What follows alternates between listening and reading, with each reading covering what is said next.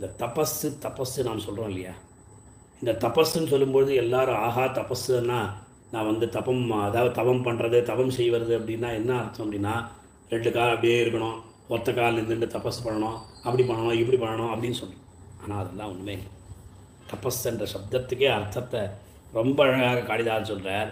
காயேன வாச்சா மனசாபி சஸ்வத் யத் சம்பிருதம் வாசவதைவ்யலோபி ஆபாத்தியதேன வியயமந்தராயைஹி கச்சின் மகர்ஷேஹே த்ரிவிதம் தபஸ்தது. என் சுவாமி கௌத்சரே, உங்கள் வாத்தியார் வரதன் இருக்காரே 3 விதமான தபஸ் அவர் பண்ணிகிட்டே இருக்காரே, அதெல்லாம் நன்னாகவே போயின்ட்டுருக்கா, ஒன்றும் இடையூறு இல்லாமல் எந்த தடங்கள் எல்லாம் போயின்ட்டுருக்காப்பா அப்படின்னு கேட்குறேன். இதுதான் இந்த ஸ்லோகத்தோட தாத்பரியம்.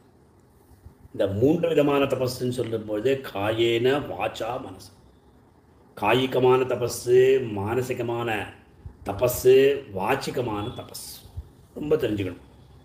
அதாவது தெரிஞ்சுட்டா போகிறோம், வாழ்க்கையில் நம்ம எல்லாத்தையும் தெரிஞ்சுட்டா போகிறோம். அதுதான் காளிதாசன் வந்து ரொம்ப எல்லாருமே அதான் தெரிஞ்சுக்கணும் என்ற எண்ணத்தில் சொல்கிறார். முதல்ல காய சப்தத்துக்கு சரீரம் அப்படின்ற அர்த்தம். இந்த காயிகமான தபஸ், வாச்சிகமான தபஸ், மானசிகமான தபஸ், காயிகம் வாச்சிகம் மானசிகம் என்று 3 விதமான தபஸ் இருக்குது.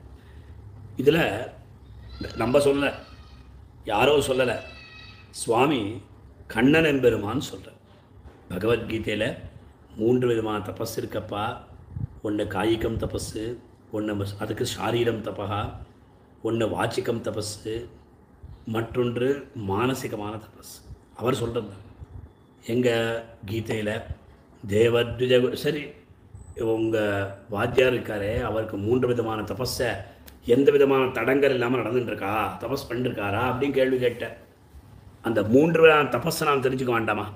சரி, அவன் வாத்தியார் அதாவது ஒரு மகரிஷி அப்படின்னாலே காட்டில் தபஸ் பண்ணிட்டு இருப்பா அப்படின்னு நம்ம நினைச்சுட்டுருக்கோம்.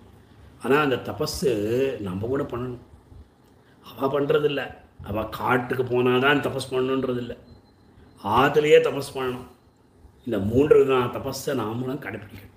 அதுதான் ஸ்பஷ்டமாக காயேன வாச்சா மனசாபி சஸ்வத், எப்பொழுதும் வாசவ தைரியலோபி, அதாவது வரதந்துவானவர் அந்த யாகமோ இல்லை தியானமோ இல்லை தபஸ் பண்ணார் அப்படின்னா வாசவ தைரியர். இந்த வாசவன் இந்திரன் இருக்கானே அவருடைய தைரியமாக வந்து போயிடுமா. ஐயோ அவர் பண்ணிருக்காரே புலம்பிடுவான் அவன். அதனால் சுவாமி இவர் வந்து எல்லா விதமான தபஸு பண்ணிட்டுருக்கார் இல்லையா, அதெல்லாம் அந்தராயைஹி எந்த விதமான இடையூறுகளால் व्ययम नापाद्यते எங்கேயுமே பிராவலம் எல்லாம் நடந்துட்டுருக்கோ இல்லையோ அப்படின்னு சொல்கிறார்.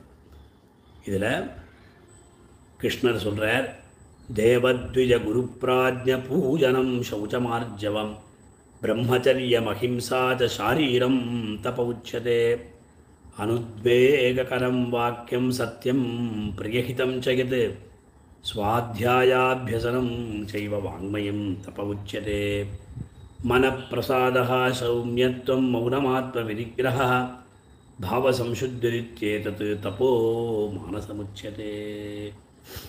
शारीरं तपः वाङ्मयं तपः மானசம் தபஹா அப்படின்னு கிருஷ்ணர் பகவத்கீதையில் சொல்கிறார். ஷாரீரம் தபஹா அப்படின்னா என்னடா, எப்படி எல்லாருமே சரீரத்தினால கஷ்டப்படுறா, அதான ஷாரீரம் தபகன்னு சொல்கிறோம். அப்படின்னா அந்த ஷாரீரம் அப்படின்னா சரீரத்தினால செய்யக்கூடிய ஒரு தபஸ். அப்படின்னா என்னென்ன சரீரத்தினால் நமக்கு சரீரம் இருக்குது, நம்ம சரீரத்தை என்ன பண்ணுறோம் அப்படின்னா, அதாவது எங்கேயோ ஊருக்கு போயிட்டு வரோம், சாப்பிட்றோம், இதோ பண்ணுறோம். ஆனால் எப்பேற்பட்ட கஷ்டம், எப்பேற்பட்ட தபஸ் பண்ணணும் அப்படின்னு சொல்கிறார். காயிகம் தபா, அதாவது உடலை கருவியாக கொண்டு செய்யப்படுவது. என்ன அப்படின்னு சொல்ல இல்லையோ, பெரியவா வந்தால் அதாவது முதல்ல ஆற்றுல இந்த சரீரத்தை ஒருத்தவன் அப்படியே அவன் வந்து பனை மரம் போல் வளர்ந்துருப்பான். அவன் வந்து எப்பயும் வணங்கவே மாட்டான், இப்படியே தான் இருந்துருப்பான். ரொம்ப தப்பு. இந்த சரீரத்தை கொடுத்தான எம்பெருமான் இல்லையா, அதனுடைய தபஸ் என்ன அப்படின்னா சாஷ்டாங்கமாக விழுந்து சேவிக்குது. இது ஷாரீரம் தபா. ஒரு 4 தடவையோ 6 தடவையோ 8 தடவையோ 12 தடவையோ அப்படியே விழருது. பெரிய அதே மாதிரி பெருமாள் இடத்துல மட்டும் இல்லாமல் பெரியோர்களிடத்திலையும் இந்த மாதிரி விழணும்.